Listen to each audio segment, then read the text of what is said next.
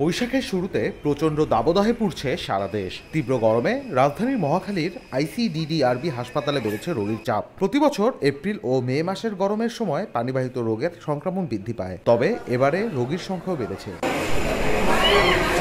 হাসপাতালে আসা রোগীদের মধ্যে সর্দি, জ্বর, কাশি, শ্বাসকষ্ট, খিঁচুনি, ডায়রিয়ার লক্ষণ নিয়ে ভর্তি হয়েছেন বেশিরভাগ, যাদের মধ্যে 30% শিশু।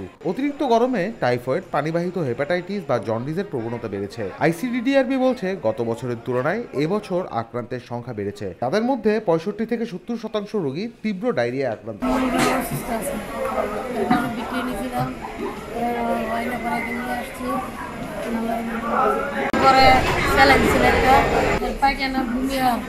আইসিডিডিআরবি হাসপাতালে গত সপ্তাহে 3500-এর বেশি রোগী চিকিৎসা নিয়েছেন। আক্রান্তদের মধ্যে অধিকাংশই শিশু ও ষাটোর্ধ্ব বৃদ্ধ ছিলেন।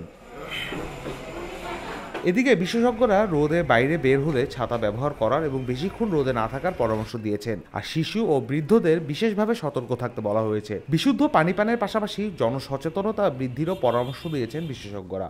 যেহেতু আপনার ডায়রিয়া একটা পানিবাহিত রোগ, পানিটা যদি কোনো ক্রমে যদি দূষিত হয়ে থাকে, তাহলে আমাদের ডায়রিয়া হওয়ার প্রবণতাটা বেড়ে যাবে।